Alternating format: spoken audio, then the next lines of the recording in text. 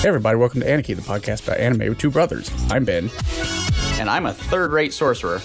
If you're a third rate, what does second rate mean? You know, it's best not to worry about it. Fair enough. This is our 100th episode. Sure is. Well, 100th review episode anyway. Yeah, I suppose you're right. I think we've done like 110 more? Probably. I don't even know. Who knows? Who even knows anymore? I don't, for sure. Well, 100 episodes. I don't even have anything planned for this other than watch Slayers. Yeah, I mean, Slayers is good. You done anything since last we spoke? Watched a lot of Slayers. I also watched a lot of Slayers. Because it was 26 episodes, which is not something I want to do again. Yeah, I learned two things this time. One is Slayers is great, and the other thing is I am never watching a 26 episode thing for the show again. Unless it happens by accident, like it did with Overlord. Yeah. Because otherwise it eats up all of my free time for 2 weeks. You know what I did like last 2 weeks? I went to work. Just watch Slayers. I watched Slayers. I went to bed. Yeah, it's about the same. I watched a little bit of the Imagineering show on Disney Plus. I don't know what that is. It's a documentary series about the making of Disneyland and Disney World. Oh, is that the one that Walt Disney did himself? No, but it's got clips from those. Ah, and how was it? Informative? You know, it's pretty good. Yeah, no, it's fairly solid. I wish it went a little more into the engineering and not so much into like the personal stories. But I mean, it's still like good. That's just a personal taste. They're not going to tell you all of their secrets. I know, right? It's like I want to know like how. Tell me more though. It's like I understand all these people are interesting and important, and Mary Blair is amazing, but please tell me about the machine. The secret is tunnels. They do show you the tunnels. There are a lot of tunnels. At Disney World, not Disneyland. Because earthquakes? No, they just weren't thinking about it at the time. That's what they get. Which is why Disney World is the better one. Hey, there's some news out. Sure. Did you know that Castlevania Season 3 has a trailer up? Yeah, I watched it. Did you? It's okay. Yeah, it'll be fine. I'll probably watch it. It'll be fine. At least it looks like the church isn't going to be in it, so maybe it will be a little less cringy than last time. I watched the trailer, and my thought was, wow, A, they're not in a basement anymore. Isn't that nice? And B... And 2, it looks, maybe it's action-y this time? Yeah, it looks like action stuff. Why weren't the other seasons like whatever this is going to be? Yeah, I know, right? It's like they tried to do like some politicking in the other seasons, and then it's like it's okay, but really, I mean, you do an animated show for the animation, in my opinion. Well, if you remember our review of that, I think we both said, man, those Forge Masters are really cool. We should focus on whatever they're up to. Yeah, and it looks like we're going to this time. And it's like, good. They're the more interesting characters. It's really hard to make vampires boring. Yeah, they kind of did it, though. Hey, I will credit Castlevania this. It got me into Bloodstained, and Bloodstained was very good. Well, that's good. Well worth playing. Let's see, was there literally anything else I did? I don't think so. I think I just watched a bunch of Slayers. Well, maybe throw this at you since it's our 100th episode. Sure. Which episode so far has been your favorite? That's to record. I have to record. I was like, you're assuming that I listened to any of our episodes? Man, I don't know. You don't know? I forget about these as soon as they're done. Aw. I don't. Because I have to edit them. I mean, that's fair. I mean, I watched Hyaku again, and that's always a good time. Which show was that? It's the best one. I don't remember it. What? Hey, I caught this trailer for a show that's like, hey, we watched Yojo Senki. What's it called? It's called like Salem. Like they watched Yojo Senki? It certainly looks like it because it's like Salem, like Witch Army Academy, and it's like, well, somebody watched Yojo Senki. Motherland, Fort Salem. Here it is. I don't know anything about it, and it already sounds like, yeah. I mean, I don't know if it's good. Oh, it's a live action. Yep. Witches. Patriotic witches. Okay. Yeah, I'm telling you, it's just somebody watched Yojo Senki and was like, we can do that. But with witches. Well, I mean, Yojo Senki is with witches, right? Kind of. There's at least one witch. This is weird. Okay, that's different. I mean, it doesn't look terrible, but I don't know what to think about that. Is that on anything? It's on Freeform, which is... I have no idea what that is. I have no idea. Hey, you want to know what our most popular episodes are? I would assume it's our Hotakes. Incorrect. Oh. I mean, they're the best performing overall, I guess, as a class. But Are they the Alita episodes? Because I can go on about Alita some more. no. Our most popular episode was, ironically, number 69. Oh, nice. Konosuba. Oh, well, Konosuba's bad, though. The next highest was Mob Psycho. Okay, well, I mean, that's legit. Next highest from that was, I think, the last episode of One Punch Man. Or the first. The title was the strongest episode, and that was before I put what show we watched on the title. Ah, what a fool you've been. What a fool I've been. And then we got Made in Abyss, No Game, No Life, Non Biori, Non Biori. and then Overlord.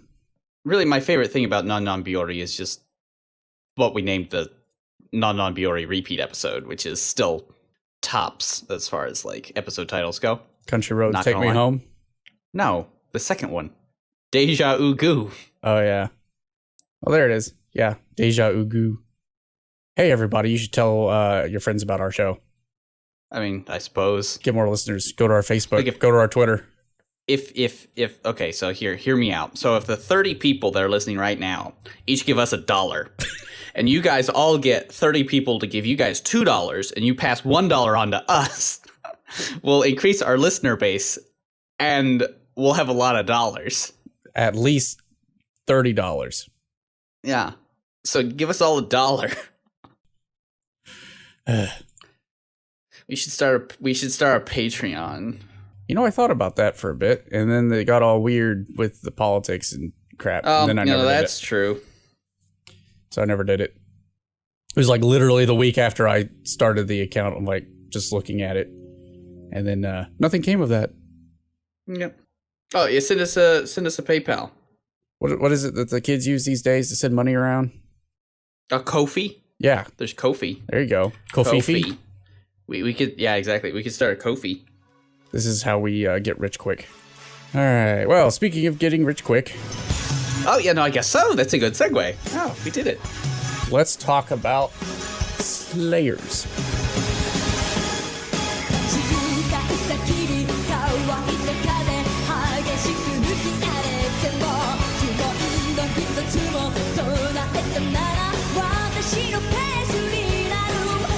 I won't say it's the original anime, but good lord. It's pretty much the original anime. Like, come on. I mean, it's even the breakout role of the Meg. So, Megumi Hayashibara. Blessed be her name. yeah, basically.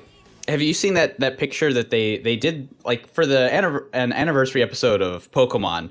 She voices Jessie, right, in the Japanese show. Uh-huh. So there's like a splash screen of like all of Megumi's roles, like Jessie cosplaying all of Megumi's roles. Oh my goodness. And it's very good. Let's see if I can find it. That must be a massive high-res picture. I probably can't find it because they're going to use the Japanese name of Jessie, and balls if I know what that is. Here it is. What is her name in Japan? One's Musashi, and the other one is Musashi's rival, but I don't remember. Oh, this one is Musashi. So Musashi is Jessie. All right, let's see if we can find Lina in here. Oh, yeah, you can. Da-da-da-da-da. Well, she's the breakout role, right? There it is. She's the breakout role. It's like a completely different It's the last image. one. Yep. Oh, and this one has all the identifiers on it, so that's good. Yep, Ray, Hello Kitty, Faye Valentine. I didn't know that.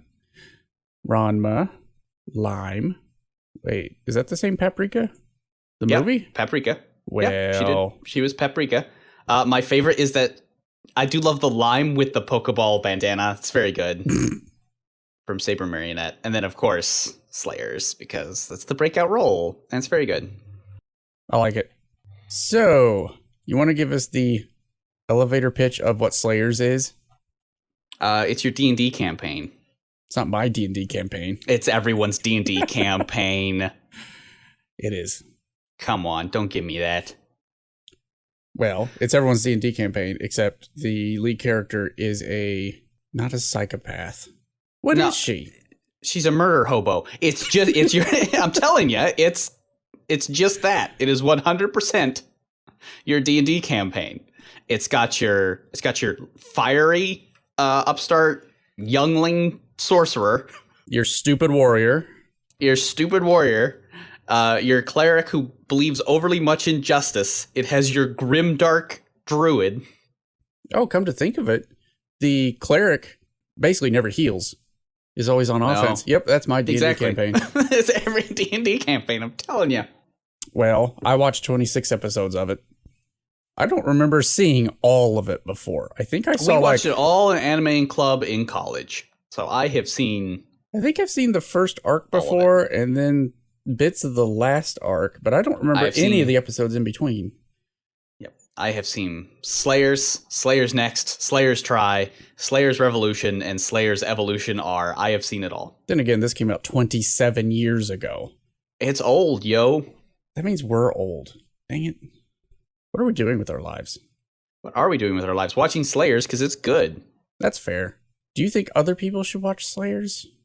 Everybody should watch Slayers. I mean, look, if you like anime, watch Slayers. It also holds up surprisingly well. There's not much that I noticed that didn't hold up. I mean, they reused a lot of animation because it was all hand-drawn. But other than that... The only downside I can really say about it is that the animation's not super great. But I mean, it's really good for a show from 1992. I mean, they sussed 26 episodes out of this based on some books by... There's no recap episode, which I am shocked. There was no recap episode, but there were several scenes that were just recaps. Yeah, there were a couple that they probably could have done a little bit better. Like, you're just padding runtime now, aren't you? Answer is yes. Yeah. Yes, they were. And, you know, there was some reused footage, but no worse than no guns life. Hey, guys, remember that scene from 30 seconds ago? I think it reused footage less than No Guns Life. So.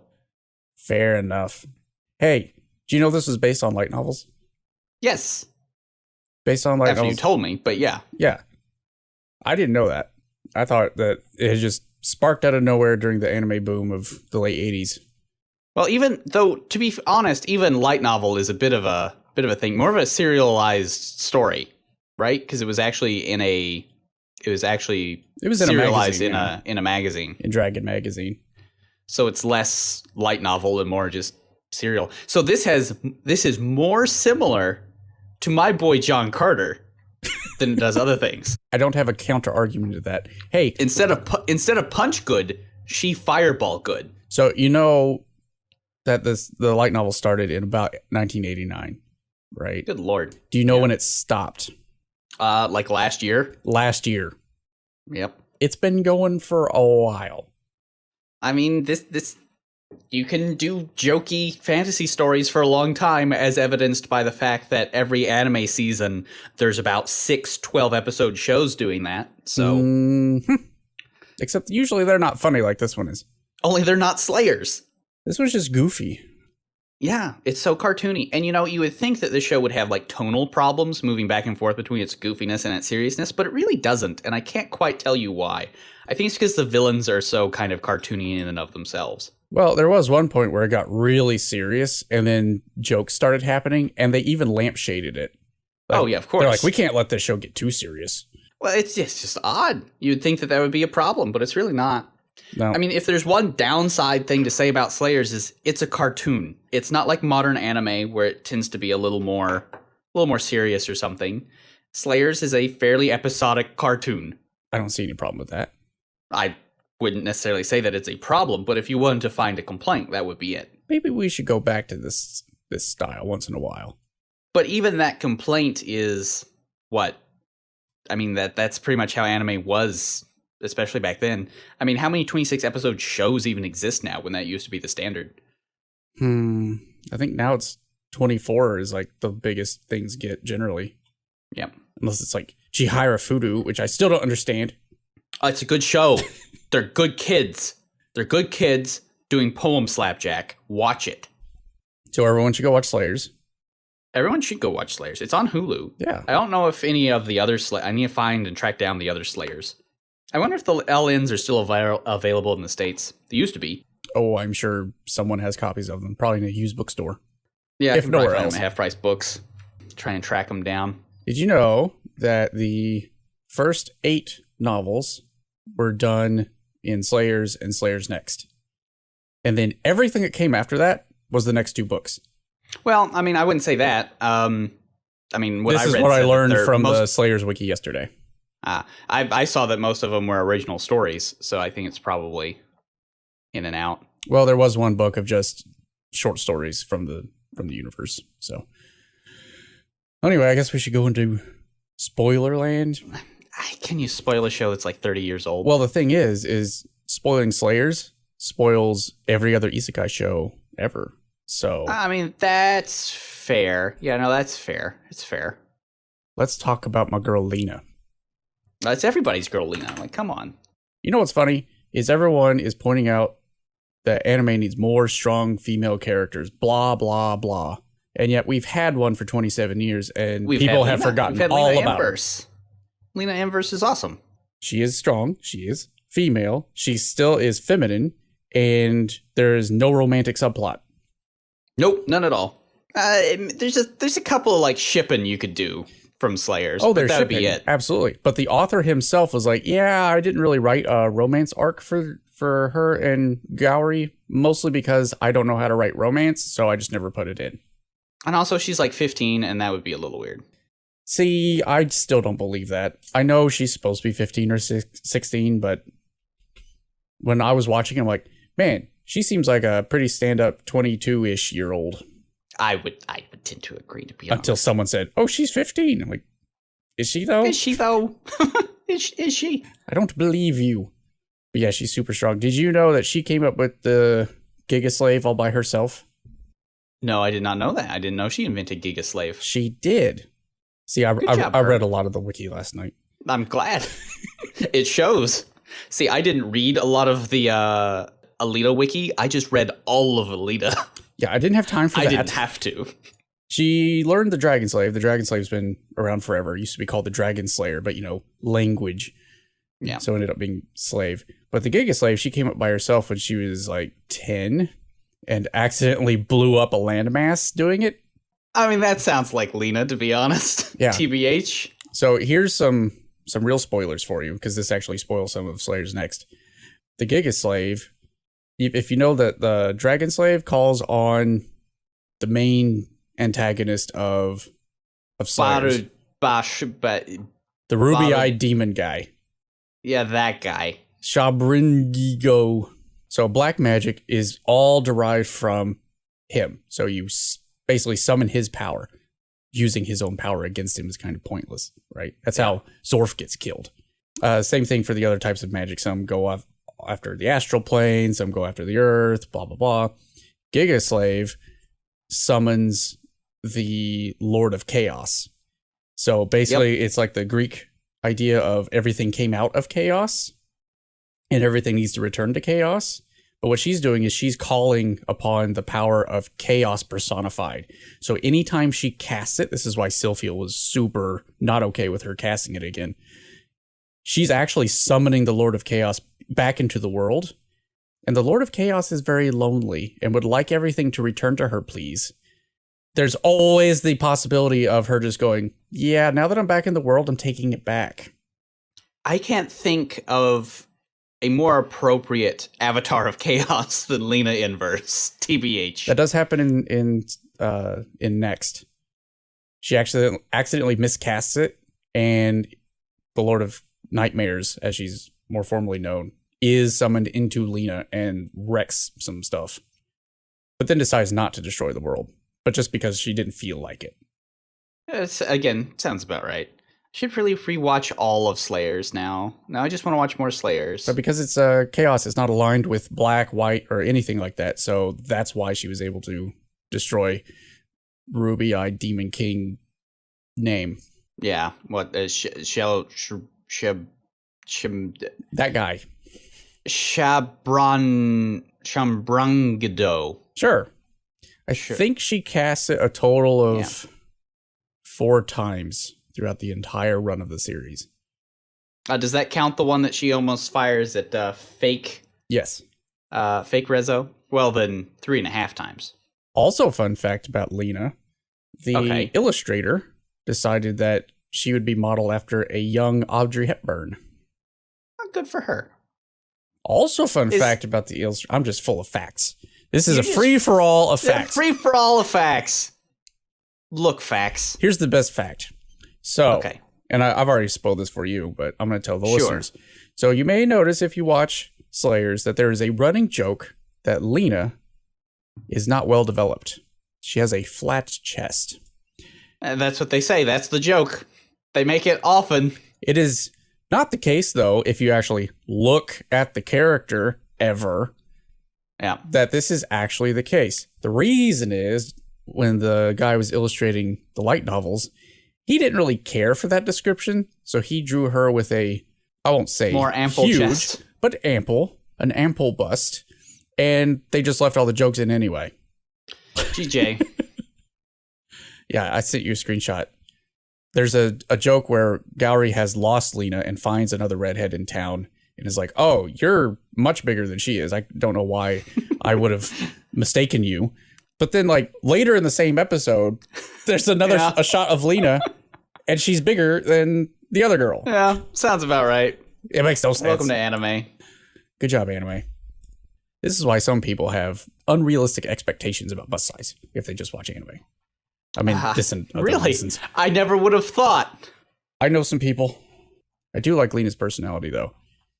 I feel like she's buried a lot of stuff, like, deep down, and has this Best layer not to worry about it. of stuff on top where she's just, like, kooky all the time. Yeah. Maybe she's seen some things.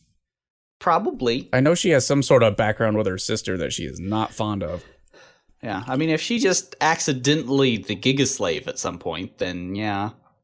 Maybe she blew up a whole city once and doesn't like to talk about it. Probably not.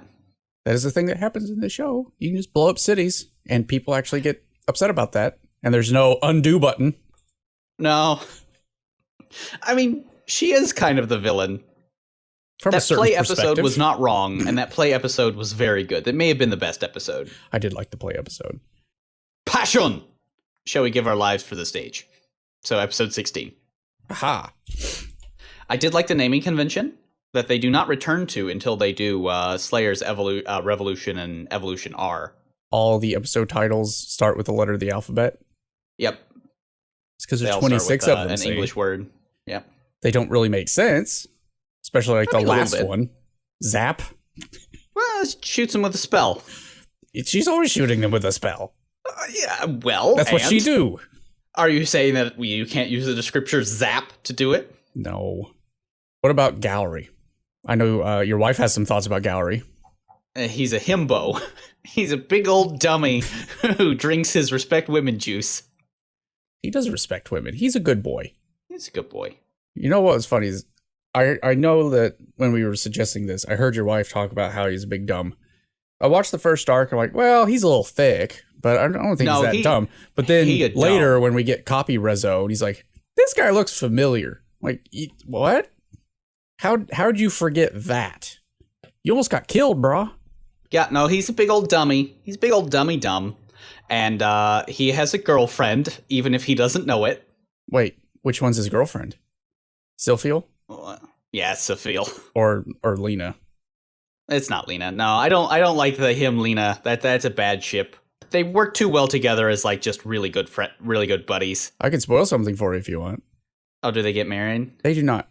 Because again, the author doesn't do romance. However, when she summons the Lord of Nightmares in next, she and Gourry are pulled into a chaos universe for a bit. Sure. And they're both not in their right minds.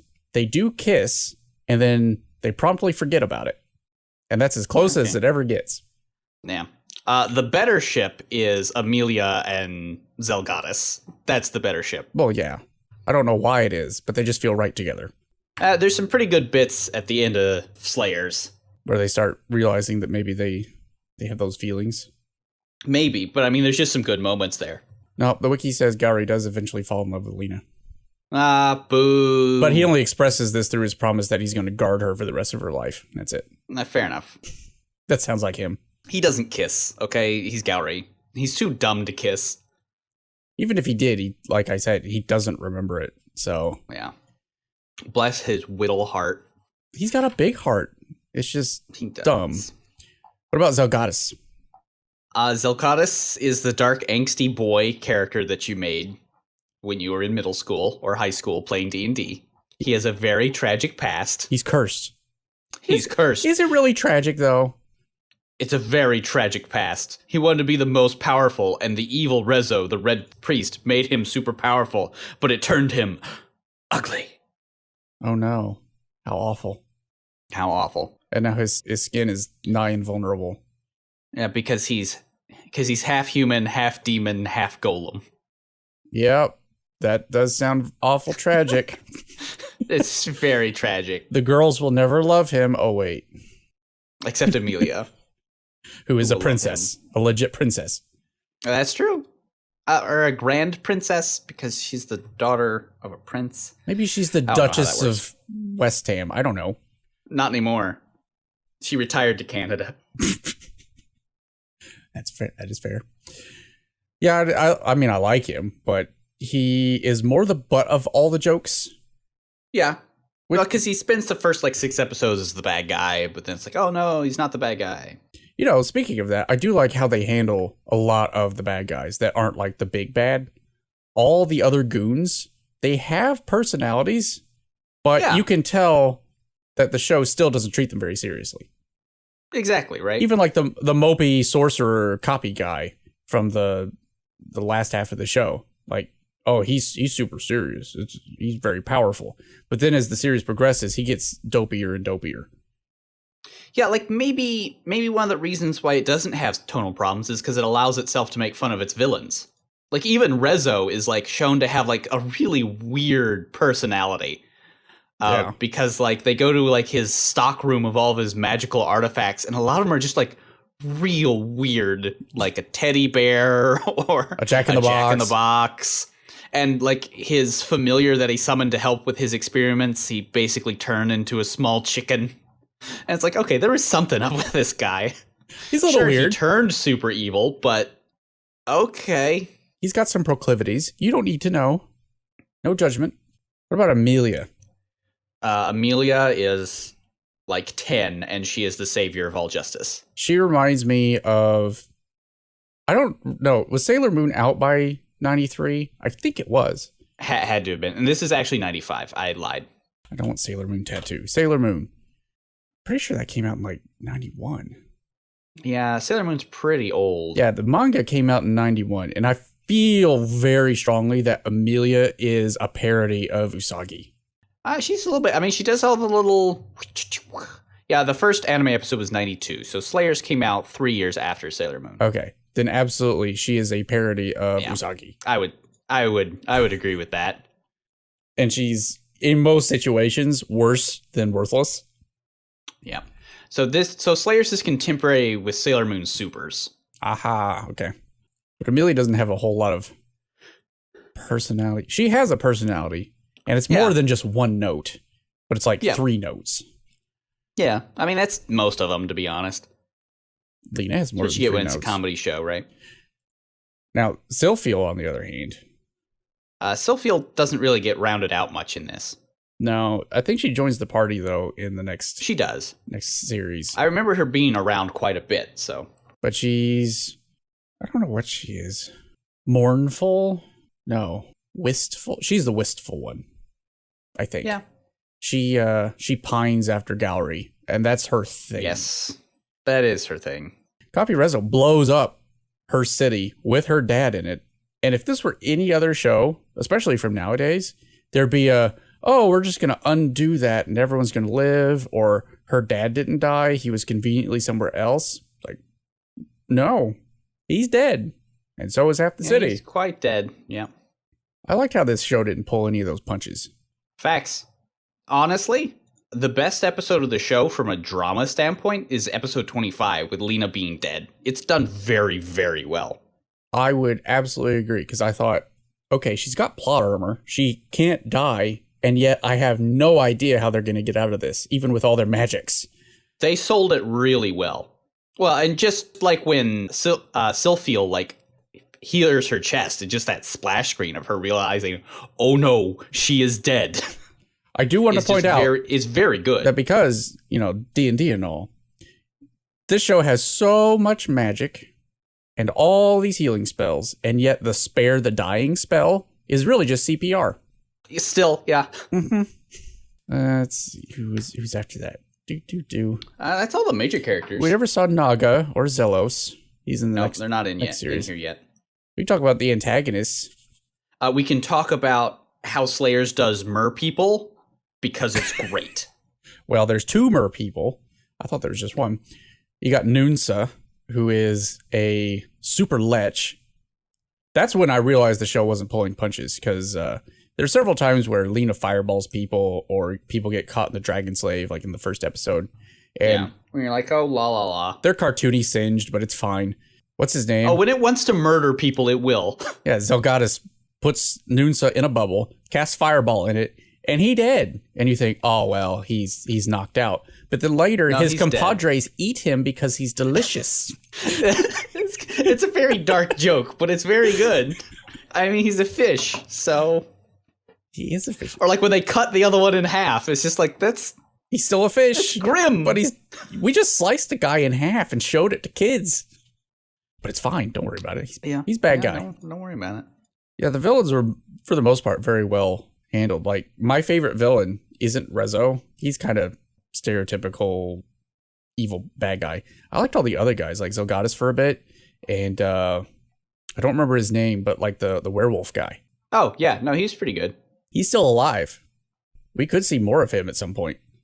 And we also had the villains Zolf and... Zolf was the wolf, right? No, Zolf was the guy that looked like a mummy for most of the show. Oh, yeah, who ended up being a good guy. Yeah, and then the big burly guy, Rodimus, I think. They turned good just because they realized that they were working for a bad guy. Because they had values. Yeah. And they ended up dead. And I felt bad for them. Yeah, no, I know. They get blasted, and it's like, wow, harsh. And because he made a stupid mistake, which was, Dragon Slave doesn't work on the guy you derive the power for Dragon Slave from. Yep. Surprise. Cost him his life. Yeah. It was Delgear. He was the werewolf dude. That sounds right. I like him. He's not dead, so... Are you sure he didn't die? Yeah. He was in the battle where... Zelgadis basically showed off that he had turned to Lina's side. I was about to say the good side. Sure. I realize that's not quite right. Yeah, that's incorrect when it comes to Lina. He went to Lina's team. He went from neutral evil to chaotic neutral. Yeah, so I'm actually reading the Wikipedia article about him. It's very short, but it says he gets seriously injured, and he says, just wait till I come back to life. But he's half troll. So he does revive at some point, and instead of seeking revenge, he ends up as Lina's sister's pet, and she calls him Spot. All right, it's a very Slayers move, and a very Slayers move. I like it. That's good. Well, there's only like 3 arcs in this show. You want to talk about them real quick? I mean, I suppose we got Rezo, we got Hijinks, and then Rezo Part 2. Yeah. Well, I guess it's not really hijinks. It's traveling to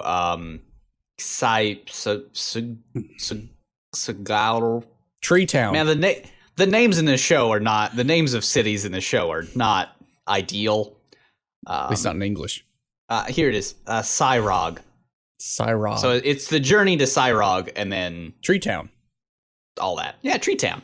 So yeah, the first couple episodes is up to like, what was it? 9, 10? Yeah, somewhere in there. Right. That's all Rezo the Red Priest, who went nuts. Yeah, it would be Jackpot. Episode 10 would be the end of Rezo. He had a demon stuck inside his eyes. Yes, he did. He was blind and wanted to cure his blindness, but he was blind because the great demon lord Shabrang Dio Brando, the Dark Lord Dio Brando, was stuck in his eyes. Sometimes you have demons stuck in your eyes, and it's true. Nothing you can do, even though you're a priest, will heal it. Yeah. And so he sort of goes mad trying to cure his eyesight. But by the time we see him, he's gone completely nuts, and he's like, screw it all. I'm just going to make a deal with the devil. Literally. Summon him into this world, and he said that he'd restore my eyesight, which technically he did. He did. deals were made and contracts were not read. Ironic from the Red Priest. Hey, Already up. so a couple of notes I have here, because I only took notes Sure. every like 1 to 3 episodes. In this first arc, I noticed that the show is super self-aware, which is great. Yeah. It had reverse mermaid kisses, which, you know. I love... It's not even a reverse mermaid. It's just the way Slayers does mermaids, which is just... This is a reverse fish mermaid with arms kiss. and legs. Yeah, okay. Yeah. And Gourry does say that the legs are sexy. Very sexy legs. Look at those cams. But there was one thing in the show, that which I'm sure some people nowadays might get upset about, but there was a point where they said that Lina's super powerful, but roughly once every 30 days, she's unable to call forth any power. Like, that's... Yeah, we'll not worry about that. We're going to skip over that joke. I don't think it's a joke. I think it's a really good way of putting limits on her power, because up until that point... I mean, that is true. It's like, yeah, she's super powerful, and there's nothing she can't do. But now she actually has rules to her power, which it is kind of silly, but I feel it's reasonable, given that there aren't too many rules in this show. I mean, they do need some rule to make it so Lina is weak from time to time, right? Mm-hmm. I mean, there's probably a more elegant one than the one they picked, but I mean, you do need it. It's fine. I did notice that she has a wake-up spell that she uses, I think, on Gourry. It's very reminiscent of Reagan's style of special moves from Mob Psycho. Oh, yeah. Her wake-up kick. Well, if we're going to talk about attacks... It's best attack. What are you talking about? We need to talk about the attacks of the prince. Oh, he has the best attacks. Pacifist smash. Kindness unto all men kick. Yes. It was very All Might. Yeah, it's very... It was making fun of All Might before it knew it was making fun of All Might. Mm-hmm. Also, the Demon Lord guy, his designs, like his monster designs, they're not super dynamic. Because, that's budgets. more a limitation of the time, right? It's budgets. But they are good. They're really good monster designs. Why can't we have monster designs like that anymore? Well, I don't know. I think we still have some pretty good monster designs. Not too often. Like in Overlord, yeah. Well, I mean, we just don't get monster designs like those much anymore. The super busy 90s style. I mean, look at any other animation from the 90s. Look at like 90s frickin' X-Men, and you'll see plenty of monster designs in that style. That's fair. It's just, it's out of vogue. It's the same way where if you look at, JoJo as done in the original comic versus the own artist's redraw of JoJo on the covers of those special editions, you can just see where it's just a change in taste and style. So overall, I thought that arc was really good. Good introduction to the whole universe and a big old bad guy to fight. Yeah, and Giga-slaved. Although we didn't know how bad that was. The only way she controlled that was because she was using the Sword of Light. That's the only way she can ever really cast it, is using the Sword of Light. So after that, between Rezo and Rezo, we have because we Journey didn't to mention Rezo. the fact that Gourry has a freaking lightsaber, but... At least for the start, the only reason Lina tails along is because she wants it. Who doesn't? Amelia. Yeah, that's fair. So between 13 and 18 is traveling. So we got meeting Amelia and the prince. Bunch of little micro arcs. And Lina having to get married at one point. That's a pretty good episode, I will say. She cleans up real well. She does. I will say that the antagonist, some sort of sorceress, her plan was really dumb. It's not a good plan. She's like, well, her whole shtick was, I have 10 daughters and I marry them off to various rich men, bleed them for all they're worth, and then repeat, right? So she's doing this to some sucker, and he's got an agreement with her that if he finds someone else to marry by Monday, she won't force her daughter onto him. Which we're already in kind of weirdo land. So she casts a spell. Because, where are his parents anyway? That's not important. There's a spell to repel girls, which would explain a lot of my life. And then her plan is, when she finds out that the dude has made an agreement with Lina to fake marry him, that she's going to let that go on ahead. And then she's going to expose her as Lina Inverse. Yep. And that's it. Which will do absolutely nothing. They'll arrest Lina, I guess, maybe? I don't know. I don't know either. What it actually does is blows everyone up because it's Lina Inverse. That poor guy's house. I felt bad for him. I didn't. I felt a little bit bad for him. I didn't. It's okay. Right after that episode is Passion. Shall we give our lives for the stage, which is very good.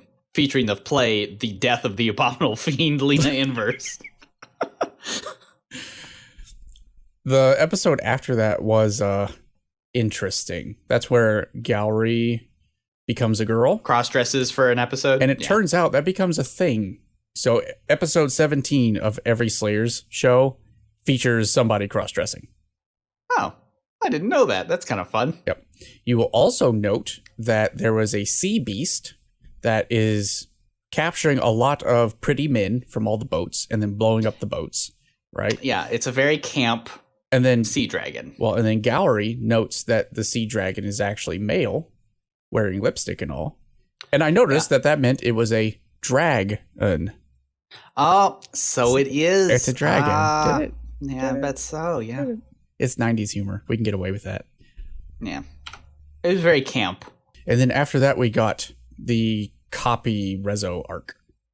Yeah, that's when we really started on Copy Rezo. We did get a delightful scene where they're trying to figure out, we killed Rezo. We're pretty damn sure we killed Rezo. Why is there a copy of him? And we know we can copy people, but can you copy people and their powers? So they go to a guy who they just happen to know who makes copies. This was one, a pointless aside, and two, very good. It raised many ethical questions because they were just like, let's just make copies of us and see what happens. And then they just accidentally made a pile of chibi copies of Gourry and Lina. And they just fight until all of the little Linas win over all of the little Gourrys. And then they all pop out of existence. Yep. I was both amused and terrified. Like, but were they conscious? Did they know what was happening to them? Are they real not people? Worry about it. I don't know what's going. Oh, look, it's funny. That's fine. Look, if you want to answer those questions, just go watch Full Metal Alchemist Brotherhood. I didn't want to be that torn up about it. We'll just go ask all those questions over there, and you can go watch that. Uh-huh. Well, then Copy Rezo decides to blow up an entire city, with just some light war crimes. Which I was not expecting, and I didn't think that the show would go there, but it did. And then I found out that Rezo's base, his secret archive, is basically Nazarick. It is either Nazarick or... damn, I had a really good joke there, and then I completely lost it. Haha. No, it's the Belmont Archive. Where we're going to spend 12 episodes in.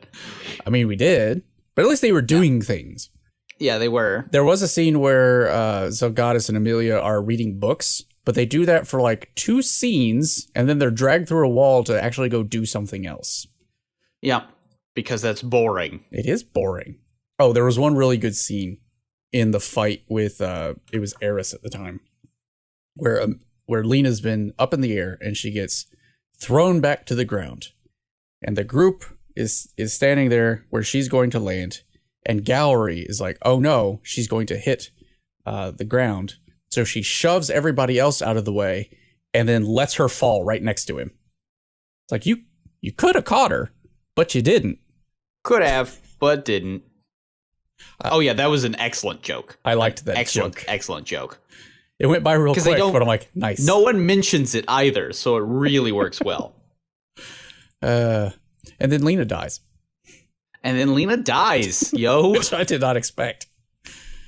I didn't remember she died. When they actually showed her with that super pale face, I'm like, oh no. Yeah, I was like, oh, she died. Uh-oh. But yeah, then there's some wacky hijinks to make sure that we're not too bummed out. Too bummed out about her dying.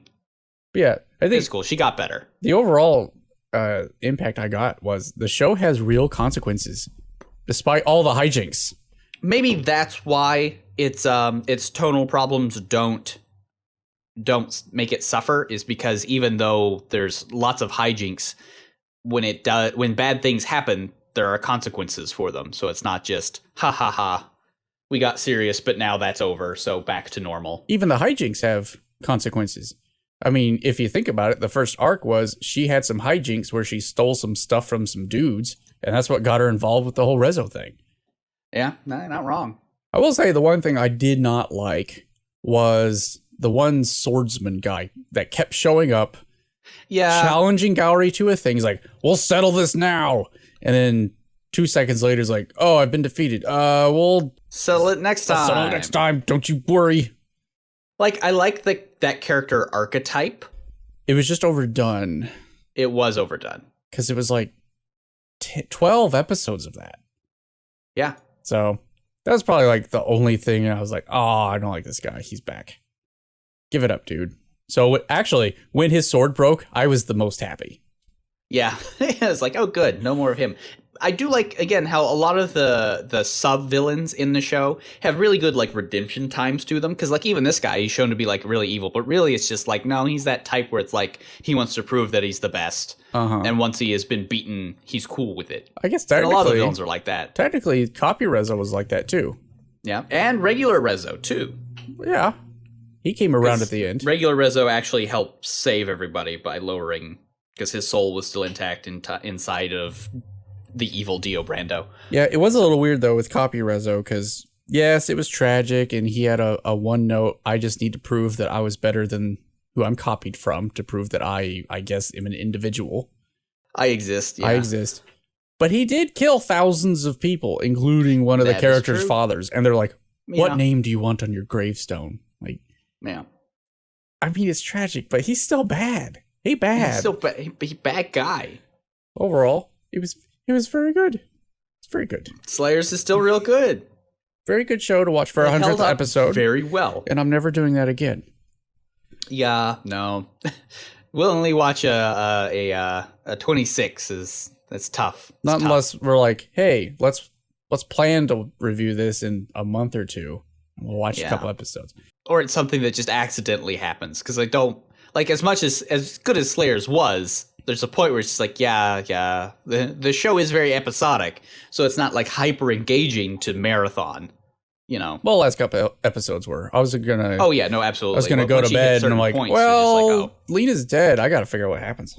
But it's so episodic that you're not like, oh, well, I really want to watch some more of that, like immediately. Mm-hmm. Well, speaking of though, what are we gonna watch for our 101st? Gosh, video? Don't ask me these hard questions. It's too late. I just did. You know, all the rage right now is that show that was basically the anime Red Light District with the Lolly Angel. Yeah. I don't know. Yeah, I heard that it is like the biggest thing right now. Yeah, but it also got itself kind of banned from TV. It did. So I kind of want to watch it now that I got banned from TV. I was talking to some of my other anime friends about it, and I was like, look, first off, this is a kind of a funny, ecchi concept. Mm-hmm. But on the other hand, it never should have left like niche manga level. Yeah, how did it get banned from TV? I didn't know the particulars. Do you know? It's a little too bad. Oh. I'll go look at Hulu and see what's on that. Look at all these dubs. I swear, like, Hulu's fine, but if I have to watch one more of those awful, like, whiskey commercials about diversity, I am going to die. Because, okay, so my ad blocker would not show the video, so all I heard was this, like, stupid, like, diversity poem. And I was like, oh, this must be for some, like, website or something. And then it finally, like, happened, because, like, the motto is, like, the beauty of blend. And I was like, oh, maybe it's some, like, weird makeup thing or something, some social network site or something. And then I finally saw it, and it's, like, for whiskey. I was like, what the hell is going on? That doesn't make any sense. This is available. Hot shit. I'll watch that. After School Dice Club. Look at that dude. We're going to watch After School Dice Club. Look at that dude. Yeah, we're watching this. Okay. We can watch that. We're watching After School Dice Club. F you. All right. See you guys next time.